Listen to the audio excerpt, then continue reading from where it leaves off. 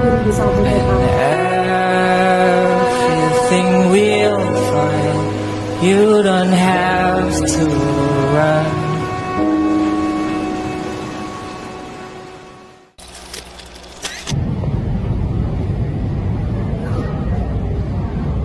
Halo, boleh perkenalan diri dulu sama jelasin dari Fakultas mana? Perkenalkan, nama aku Augustin Septian Nur Afifa. Aku dari Fakultas FISIP, prodinya Ilmu Politik. Aku dari desa Botekan. Mbak Augustin, boleh dijelasin dong, apa sih arti dari Botekan itu? Nah, Botekan tuh artinya tuh dari sebuah kata Botekan, yaitu kotak jamu lah. Kira-kira itu sejarah awalnya Desa Botekan kebentuk tuh gimana sih? Oh, jadi gini, desa Botekan dulunya itu desa yang aman, tentram, damai. Sampai suatu hari ada wabah penyakit menular yang susah disembuhin, dan ini tuh kan menghambat aktivitas warganya. Terus ada seorang pengembara yang datang bernama Ki Demang. Nah, Ki Demang ini kan niatnya baik, dia ingin membantu seluruh warga yang terkena penyakit itu. Terus dia berdoalah sama Tuhan, Tuhan tolong kasihlah caranya ini biar gimana warga desa ini sembuh dari penyakit yang mematikan. Terus dikasih petunjuk sama Tuhan, dia itu disuruh meramu jamu di sebuah kotak yang kotaknya itu spesial gitu. Jadi dia tuh bercahaya sama berwarna emas. Setelah Ki Demang meracik jamu di kota spesial tersebut, kan dikasihlah obat itu ke warga desa, dan warga desa sembuh dari penyakit yang menular itu. Terus Ki Demang menetap di desa itu, dan akhirnya sampai meninggal pun Ki Demang tetap di sana, tetap dikebumikan di sana.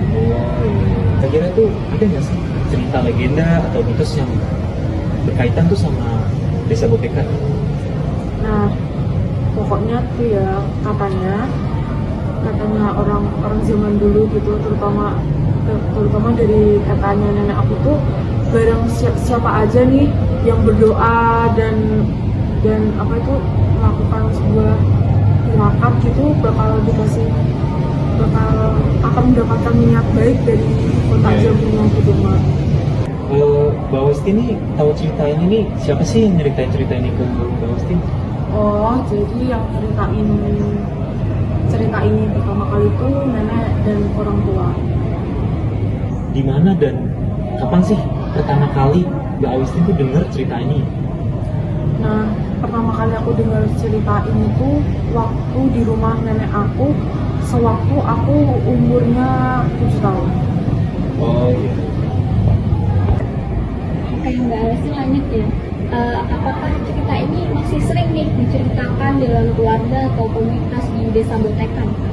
Oh ya, tentu sering. Soalnya cerita ini tuh memiliki amanat yang baik lah, yang pokoknya bisa diajarin ke anak cucu atau ke generasi berikutnya. Kalau boleh tahu, ada nggak sih ritual atau upacara adat yang terkait dengan cerita ini di Desa Botekan? Oh ada, jadi dulu katanya nenekku, ya sewaktu malam 1 Suro, makam Ki Demang tuh sama warga pas makamnya masih diketahui letaknya. Jadi mereka tuh pas malam 1 Suro berkunjung ke sana buat berdoa. Oke, kan tadi katanya bilang cerita ini tuh ada amanat ya. Nah, bagaimana nih cerita Botekan Emas memengaruhi etika dan norma masyarakat? Nah, cerita ini tuh sebenarnya melalui ya norma-norma yang ada di masyarakat. Jadinya melalui dari amanat yang terkandung tadi di dunia tersebut, yang dapat diteladani oleh warga itu, bagaimana kita saling tolong satu sama lain sehingga kita punya kehidupan yang damai dan tentram. Kalau boleh tahu nih Kak, cerita ini nggak sih untuk mendidik anak-anak nih dalam nilai kejujuran, kebaikan, dan kerukunan? Oh ya pastinya dipakai lah ya. Kalau dari nilai kerukunan sendiri itu kan yang dipakai itu kan nilai kerukunan, tolong menolong, terus kebaikan.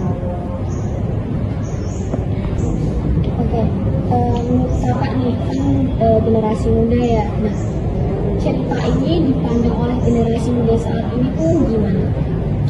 Kalau dari sudut pandang aku sendiri ya, cerita ini tuh memiliki banyak nilai moral lah yang dapat dipetik untuk kita. Jadi yang pertama itu nilai kerukunan sendiri kan, ini bagaimana desa yang tadi itu tentram dan damai, rukun gitu. Terus ada juga nilai menolong dari Ki Demang yang ikhlas menolong warga tersebut tanpa minta imbalan apapun. Boleh tahu nih Kak, gimana cerita ini dipandang dalam generasi muda saat ini? Kalau dipandang dari generasi muda saat ini, sebagian percaya, soalnya kan dulu tuh ada bukti nyatanya makamnya Ki Demang, tapi ada juga yang percaya kalau Ki Demang itu cuma tokoh setempat aja. Oke Kak, kan di era yang zaman modern ini kan sebenarnya itu ya cerita itu udah mulai apa sih namanya nggak diturun temurun gitu loh. Nah itu maksudnya kayak upaya, ada nggak sih upaya untuk menceritakan cerita ini agar tidak hilang? Oh ada sih. Jadi para orang tua di desaku tuh tetap menceritakan ini kepada anaknya sewaktu tidur atau untuk mengisi waktu luang, karena cerita ini kan punya amanat dan pesan nilai moral yang bagus untuk sesama manusia, dan tentunya untuk mendidik generasi baru agar mereka punya perilaku yang baik.